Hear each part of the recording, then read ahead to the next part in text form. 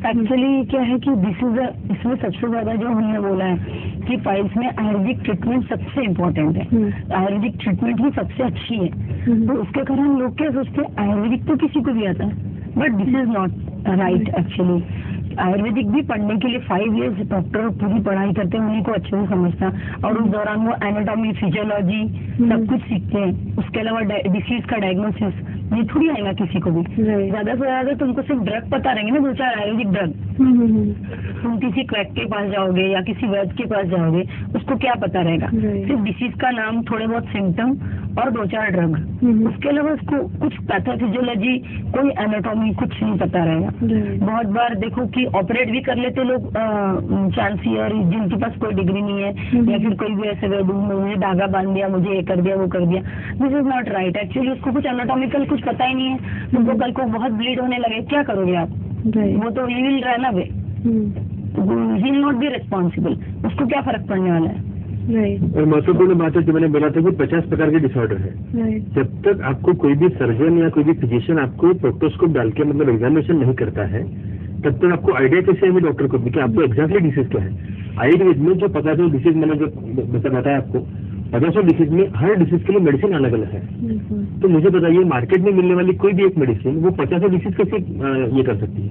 और अगर वो एक मेडिसिन से अगर ये 50 डिसीज बैठ सकती है तो मुझे इस विषय में MS करने की जरूरत क्या है? सही बात है। तो इसीलिए डॉक्टर के पास जाके चेक कराए, उसके अनुसार एग्जैक्टली डायग्नोसिस होगा। जैसे कि मान लीजिए फीवर में क्वेश्चन काम करते हैं, सबको पता है।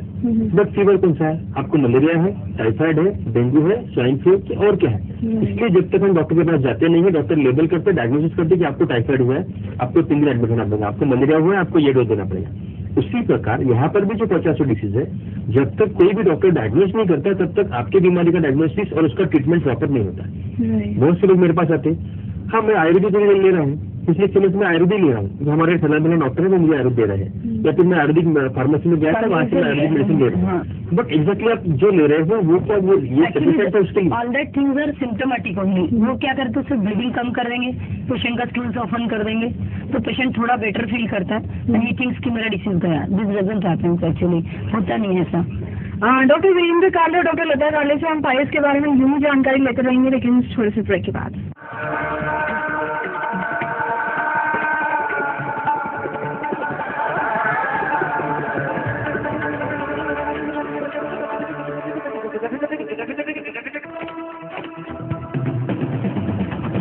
आपकी हर खबर पर रहेगी हमारी पैनी नजर। रोजाना की हलचल या फिर आम जनता की परेशानी, दिखाएंगे वही जो है सच और सही। एक नए समय की शुरुआत, राजनीति, अपराध, व्यापार और खेल, देखिए इससे जुड़ी हर खबर। हम है यूसी न्यूज, खबर हर घंटे।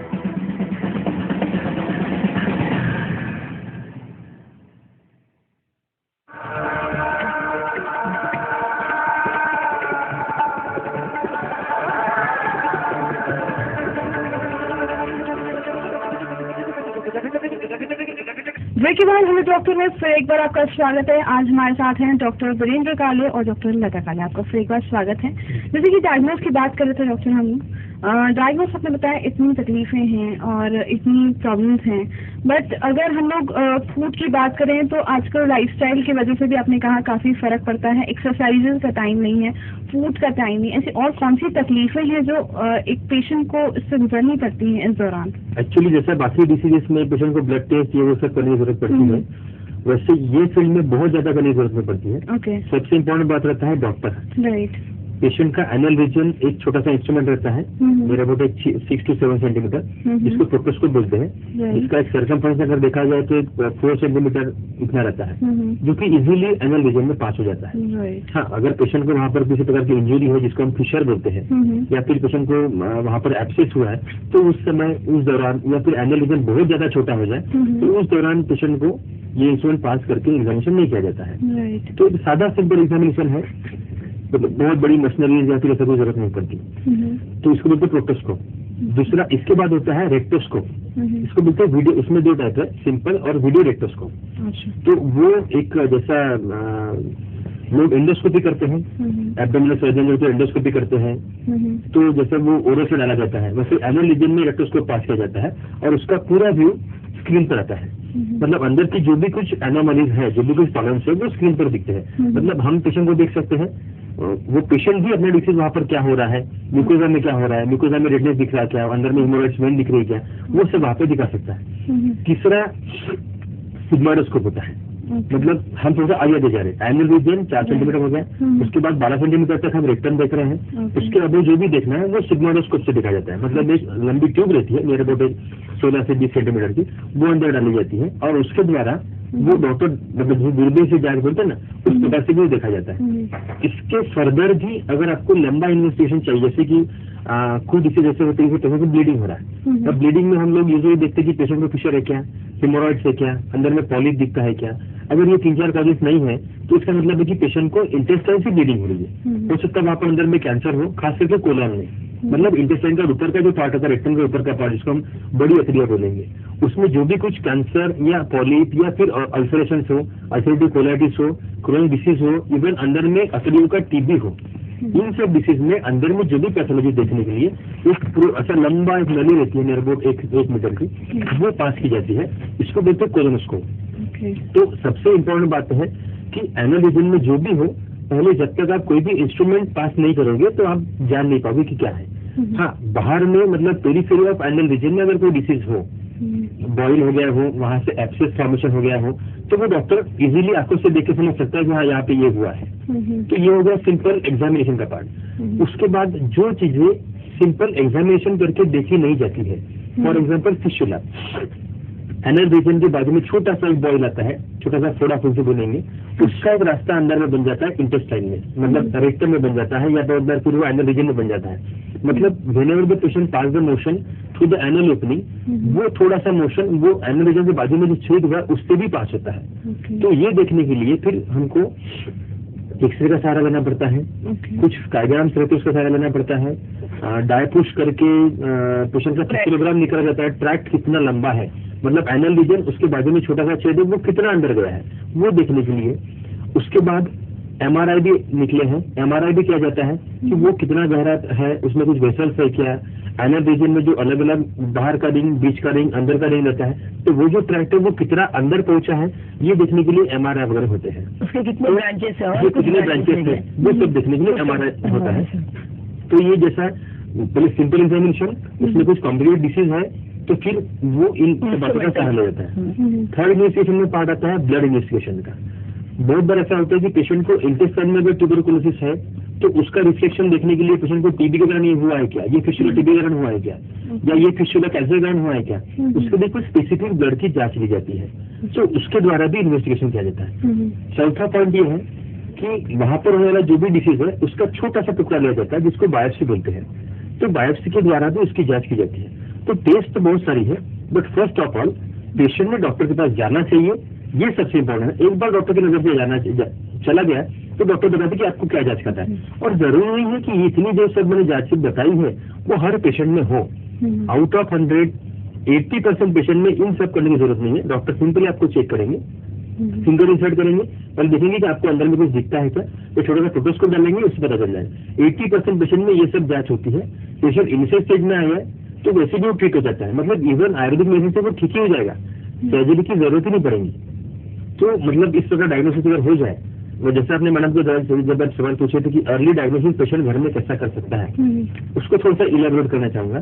पेशेंट को इनिशियली जो थोड़ा सा लगेगा इचिंग हो रही है या फिर बॉवेल मूवमेंट में अल्ट्रेशन हो रहा है, मतलब आज 2 बार जा रहा हूँ तो कल 3 बार जा रहा हूँ तो कभी 1 बार जा रहा हूँ, ये सिम्टम पेशेंट को दिख गए तो पेशेंट को समझ आ जाए कि अपने वहाँ पर कुछ प्रॉब्लम चालू हो गया है, तो you should reach to the doctor first. Okay, तो ये रजिस्ट्रेशन रहेगी। जैसे कि पहले ये कई तकलीफें नहीं होती थी, पहले का डाइट कंट्रोल होता था, हर चीज कंट्रोल होती थी, पहले इतनी बीमारियां नहीं थी। अब काफी डिजीजेस सामने आ रही है, नई नई चीजें पता चल रही हैं, जैसे कि पाइल्स भी अभी लोगों को काफी पाया जाता है, काफी पता चलता है। तो क्या कहेंगे, इसके रीजंस क्या हो सकते हैं? एक्चुअली पहले क्या रहता था कि ज्यादातर हमारा जो देश है ये कृषि प्रधान देश है, फार्मर्स ज्यादा है, तो ज्यादातर तुम पेरीफेरी में जो एक सिटी को छोड़ के सिटी के सराउंडिंग में जितने भी गांव है वहाँ के लोगों का तो शेड्यूल बिल्कुल ऐसा रहता कि सुबह उठना है टाइम पे, खाना थोड़ा नाश्ता करना है, खेत पे जाना है और बराबर 6 बजे घर आके खाना खा के 2 घंटे बाद सो जाना है। तो ज्यादातर गाँव के लोगों को तो ये होता ही ना था, क्योंकि उनका ग्रीन वेजिटेबल, फ्रेश वेजिटेबल, खाना बिल्कुल सिंपल जो जमीन से मिल रहा है बिल्कुल ओरिजिनल सब कुछ, तो उनको तो ये डिसीजेज होते ही नहीं थे। फिर रहे सिटी के लोग जो जॉबीज हैं ये है, उनका भी देखो पहले शेड्यूल कैसा था कि हर गवर्नमेंट ऑफिस 4 से 5 बजे बंद हो जाता था, हर कोई अपने घर में 6 बजे पहुंच के 7, साढ़े 7 बजे 8 बजे खाना खा लेता था, कोई इतना बिजी भागता नहीं था, बाहर खाने के ट्रेंड नहीं थे इतने। आज जो होटल फुल दिखते हैं हमको, कितने लोग जाते थे बाहर। आजकल तो हर गरीब से मिडिल क्लास भी देखेंगे आप तो वीकली उसको एक बार बाहर जाने को चाहिए, वीकली वो एक बार जाके बाहर खाएगा ही। पिज्जा तो हर किसी को पता है, बर्गर हर किसी को पता है। पहले कहाँ था ये सब फूड? ये फूड बिल्कुल नहीं था। पहले लोग ज्यादा से ज्यादा दाल चावल सब्जी रोटी यही खाना खाते थे, और ज्यादा से ज्यादा अगर उनको कुछ बनता भी उनके घर में स्वीट में कुछ स्वीट ऐड होगा या फिर कुछ हमारी इंडियन डिश ऐड होंगी जिससे इतना ज्यादा हार्म नहीं है। सब कुछ खुद के बने हाथ से बना हुआ ही लोग ज्यादातर खाते थे, इतना होटल्स के ट्रेंड थे ही नहीं। अभी जो रेस्टोरेंट के ट्रेंड, इवन आप देखेंगे कि रोड साइड कितने सारे पाव भाजी ठेला, ये वो, पानी पूरी, भेलपुरी, इतना ज्यादा कि पहले तो गिने चुने पूरे नागपुर सिटी में घूमेंगे आप तो 2-4 पानी पूरी के स्टॉल्स लगे थे। आप देखेंगे आप हर स्क्वायर पे 2-2, 3-3, 4-4। कह सकते हैं लाइफस्टाइल ही सबसे बड़ा रीजन है। तो अगर ट्रीटमेंट की बात करें तो किस प्रकार का ट्रीटमेंट है इसका? डिपेंड करता है पेशेंट डॉक्टर के पास कौन सी स्टेज पे जा रहा है। यूजुअली ग्रेडेशन जो होते हैं वो 1st, 2nd, 3rd, 4th और 3rd, ये 2 कंडीशन ऐसी है जिसमें पेशेंट को ऑपरेट ही करना पड़ता है। पहले जो 2 स्टेजेस है, जैसे कि पेशेंट को माइल्ड ब्लीडिंग हो रहा है या माइल्ड पेन हो रहा है, तो उस कंडीशन में बेस्ट है आयुर्वेद ट्रीटमेंट लिया जाए। आयुर्वेद में इसलिए आयुर्वेद बोलता हूँ, आयुर्वेद में जितनी भी मेडिसिन दिया जाता है उसका कोई भी साइड इफेक्ट नहीं है। बट ऐसा नहीं कि कोई भी मेडिसिन उठा के दे दी जाए। तो जैसे कि मैं मेरे मेडिसिन में गुड़ूची यूज कर रहा हूँ, यष्टिमधु यूज कर रहा हूँ या आंवला यूज कर रहा हूँ। ये ड्रग्स ऐसे हैं जो बाकी डिसीज में भी काम करते हैं, जो पेशेंट को मैं डिसीज चाह रहा हूँ उस पर भी काम करते हैं, मतलब उसके साइड इफेक्ट नहीं है। एलोपैथी में अगर देखोगे सादी पैरासिटामोल की गोली अगर आप लोगे बुखार कम करेगी, बट वो लीवर पर उसका इफेक्ट है, ब्लड पर साइड इफेक्ट है, किडनी पर साइड इफेक्ट है, एसिडिटी पर इफेक्ट है, मतलब एक सदगुण तो 4 दुर्गुण, इस प्रकार का एलोपैथी होता है। आयुर्वेद में वो आपको नहीं मिलेगा। मैं अगर आपको आंवला दे रहा हूँ, यष्टिमधु दे रहा हूँ, वो काम कर रहा है पाइल्स की डिसीज पर, साथ में वो आपका ब्लड प्यूरिफिकेशन कर रहा है, हीमोग्लोबिन बढ़ा रहा है, बालों को काला कर रहा है, स्किन को तेज ला रहा है। मतलब आयुर्वेद के वर्च्यूज ये है कि हम लोग एक गुड इफेक्ट के साथ में बाकी 4 गुड इफेक्ट भी हमको मिल रहा है और साइड इफेक्ट नहीं। लेकिन आयुर्वेद देने के बावजूद भी जैसे हम अगर आयुर्वेद ट्रीटमेंट की तरफ भी जाएं तो ठीक है कि आयुर्वेदिक के साइड इफेक्ट नहीं रहते, बट जो डिसीज है उसके हिसाब से वो ड्रग पेशेंट को उतनी क्वांटिटी में उतने डोज में मिलना चाहिए, अदरवाइज उसके इफेक्ट नहीं आएंगे। फिर बहुत सारे लोग बोलते हैं कि आयुर्वेद का इफेक्ट स्लो है, ये है, ऐसा कुछ भी नहीं रहता। स्लो बिल्कुल नहीं, ऐसा बोल ही नहीं सकते हम कि उसका इफेक्ट स्लो आता या लेट आता। अगर उसको तुम प्रॉपर डोज में, प्रॉपर क्वांटिटी में जो ड्रग चाहिए एग्जैक्टली वो उतने इसमें देते हैं तो 100% रिजल्ट आते हैं। आयुर्वेद में मैक्सिमम पेशेंट हमारे आयुर्वेदिक से ही ट्रीट होते हैं। आयुर्वेदिक मेडिसिन में भी ऐसा स्पेसिफिक होता है कि ये ड्रग ये बीमारी पे काम करेगा, वो ड्रग वो बीमारी काम करेगा। हाँ, आपको बीमारी नहीं है, आप वो ड्रग ले रहे हो तो आपको साइड इफेक्ट नहीं होगा, but what about the effect? लोग बोलते हैं कि मैं ये डॉक्टर के पास जाके मैंने 6 महीने आयुर्वेदिक ट्रीटमेंट लिया, ठीक है, माना कि तुम ट्रीटमेंट लिया, आपका डिसीज नहीं बैठ रहा है, आपको साइड इफेक्ट नहीं हो रहा, लेकिन वो जो डिसीज है वो तो एज इट इज धीरे धीरे बढ़ ही रहा, इसलिए उसको स्पेसिफिक मेडिसिन नहीं मिल रहा। इसलिए डिसीजेस 50 है तो हर डिसीज के हिसाब से मेडिसिन भी उसका अलग अलग है। तो फर्स्ट ऑफ ऑल तो बेटर है कि आप आयुर्वेदिक ट्रीटमेंट लीजिए, उसमें ड्यूरेशन रहेगा आपको 3 महीना रहेगा, 4 महीना रहेगा, जो भी ड्यूरेशन रहेगा वो रहेगा। अगर उसमें आयुर्वेदिक मेडिसिन के अलावा कुछ आयुर्वेदिक स्पेशलिस्ट टेक्निक्स भी होते हैं। फॉर एग्जाम्पल आयुर्वेद में फेमस है क्षार सूत्र। क्षार सूत्र में अलग अलग टाइप होते हैं, थ्रेड रहता है, मेडिकेटेड थ्रेड रहता है, उसके द्वारा भी ऑपरेशन किया जाता है। इवन पेशेंट को अगर एब्सेस है, एब्सेस पर भी आप क्षार लगा दो तो वो खुद ही फूट जाएगा। जैसे मेरे पास कुछ पेशेंट आते हैं वो एनल रीजन में जो एब्सेस होता है, मतलब एब्सेस मीन्स एनल रीजन के बाजू में छोटा सा ऐसा वहाँ पर बॉयल हो जाता है, उसमें पस बन जाता है और पेशेंट को बहुत सीवियर पेन रहता है। तो क्षार थेरेपी करके जो रहता है आयुर्वेद में, आप अगर वहाँ पर अप्लाई कर दो तो रात भर में वो फट जाएगा और उसमें से पूरा पस ड्रेन हो जाएगा। मतलब आपको सर्जरी की जरूरत नहीं पड़ेगी। तो ऐसा नहीं, मतलब इसको these are the para surgical techniques. एक डिसीज होता है थ्रोम्बोज हेमोराइड्स। एलोपैथी डॉक्टर बहुत अच्छे से जानते हैं what is thrombosed haemorrhoids. Anal region में जो हेमोरॉइडल वेन्स आती है या एनल वेन्स आती है, वो जब बड़ी हो जाती है तो वहाँ पे स्वेलिंग जो आता है उसके लिए आयुर्वेद में जलोका होती है। वो जलोका वहाँ पे लगा दो आप तो वो पूरा सक कर लेगी, आपको ऑपरेशन करने की जरूरत नहीं। तो बहुत these are the pathology techniques. This is जलोकाचरण। तो इसमें अदर सर्जरी अदर टेक्निक्स है। और थर्ड वन ऑप्शन है सर्जरी। सर्जरी में काफी टेक्निक है, आयुर्वेद टेक्निक डिफरेंट है, मॉडर्न टेक्निक डिफरेंट है। हमारे हॉस्पिटल में सभी टेक्निक्स होते हैं, मतलब सादी सर्जरी से लेके तो पैरासर्जिकल टेक्निक्स, उसके बाद सर्जिकल टेक्निक, लेजर टेक्निक, सभी टेक्निक्स हम लोग यूज करते हैं। ओके, समय की कमी के कारण हम आगे तो नहीं जान पाएंगे, लेकिन होप करती हूँ कि हमारे व्यूअर्स को पाइल्स का जो मिसकंसेप्शन था वो क्लियर हो गया होगा। और आपने इतनी डिटेल नॉलेज दी है आके, थैंक यू सो मच। तो ये थे डॉक्टर वीरेंद्र काले और डॉक्टर लता काले फ्रॉम काले आयुर्वेदिक पाइल्स हॉस्पिटल, निगोरी, नागपुर। तो आज यूसी न्यूरो डॉक्टर में बस इतना ही, हम फिर मिलेंगे किसी और स्पेशलिस्ट के साथ। तब तक के लिए मीनाक्षी को दीजिए इजाजत, नमस्कार।